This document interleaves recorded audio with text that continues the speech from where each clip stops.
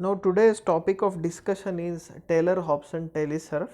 Again, this is a contact type of instrument in order to find out the roughness of the metal workpiece. Okay, let's move towards the construction and details about this telesurf instrument. So over here you can see a bridge is there. Okay, A, B and AC are the two windings of wire, while BD and CD are the two resistors. Okay, and this bridge over here you can see it is connected with a E-shaped stamping. Okay, with the help of that E-shaped stamping, this bridge is formed, and the stylus of this instrument over here you can see a triangular portion is there, so that is the stylus and probe, and which is nothing but the armature. Okay, so the horizontal portion of this stylus is nothing but our armature. Again, one skid is there, so the stylus will follow the skid. Okay, now come towards the amplifier. This is the demodulator. Over here you can see a filter is there, and this is the meter. Okay, and again the demodulator is connected with this recorder. Okay, what is the function of modulator, then demodulator, then this amplifier? So the function of amplifier is to amplify the inputs given to it, okay, so that the outputs will be magnified. Okay, so for that purpose the amplifiers are used.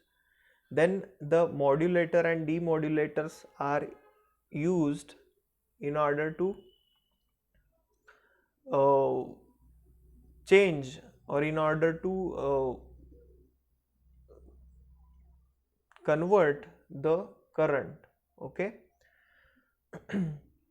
again this filter is used to get the waveform which is filtered one, and the meter is to examine how the surface of the workpiece is.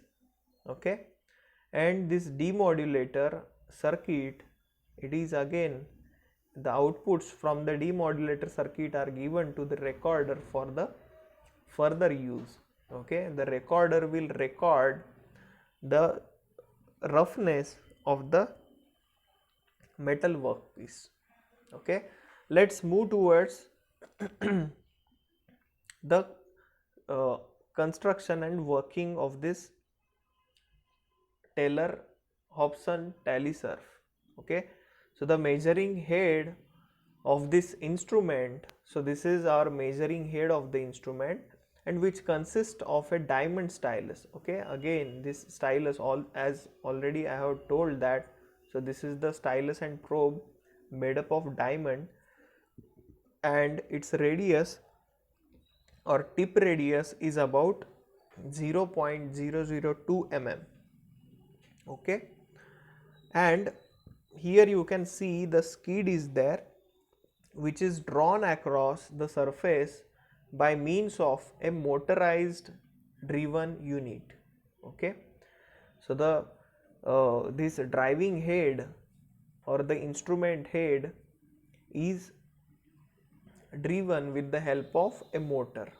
Okay, then the arm carrying the stylus.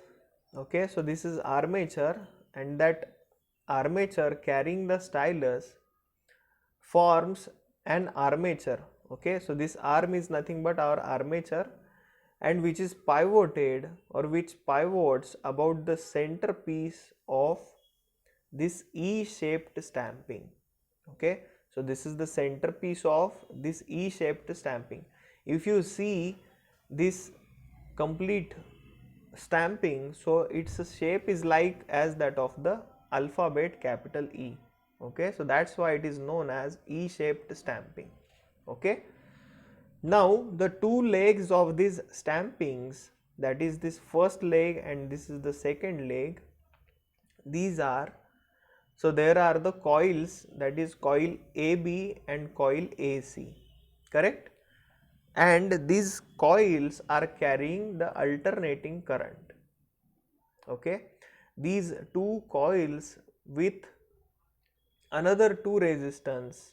Okay, so these are the two coils. So this is the first coil AB and this is second coil AC. With these two resistors will form an oscillator. Okay, so this is the construction of the Taylor-Hobson's Talisurf. Now we will move towards the working of this instrument. So as the armature is pivoted about the central leg, any movement in the stylus causes the air gap to vary. Okay, if suppose the stylus, any movement up and down motion of this stylus will cause, what will happen? So it will cause this air gap. You can see over here the air gap is there.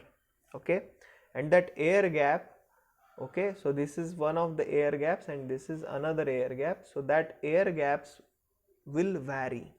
Okay, and because of that, what will happen? The amplitude of the original alternating current flowing through the coils is modulated. Okay, so the current flowing through these coils will be modulated. This is further demodulator. Okay, so this current flowing through these 2 points, it is given to this amplifier. Okay, the function of amplifier is to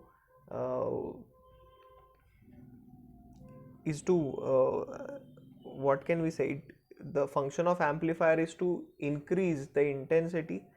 Okay, and again it is further demodulated, it is fed to this demodulator and it is demodulated so that the current now is directly proportional to the vertical displacement of stylus only. Okay, so this demodulator is installed in order to get the current in proportion to the vertical displacement of the stylus. Okay, and this demodulated output is caused to operate a pen recorder. Okay, so this is the pen recorder and the output of this demodulator is feed or it is fed to this recorder and it will produce a permanent record. Okay, and that permanent record will be used for the future references.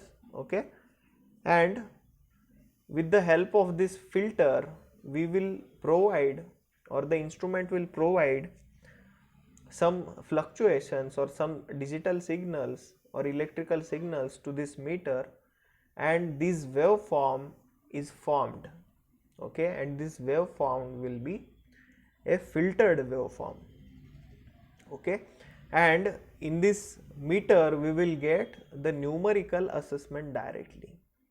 Okay, directly we will get the values, that how much is the depth, then how much is the hilly portion is there on the that surface.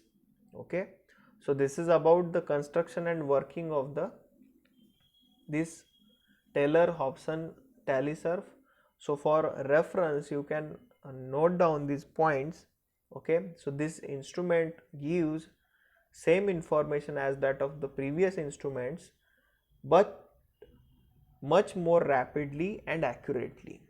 Okay, so for comparison purpose, so stylus probe is less accurate. Then comes our second instrument, that is the Tomlinson surface meter, and then the higher accuracy is there for the Taylor-Hobson Talisurf. Okay, then these are the points of construction that already I have told. Okay, so these are the construction points you can note, and this is the working slide of the Taylor-Hobson Talisurf. Okay, So thank you very much for watching this video. If you have any doubts, you can ask me into the comment box. Okay, bye bye.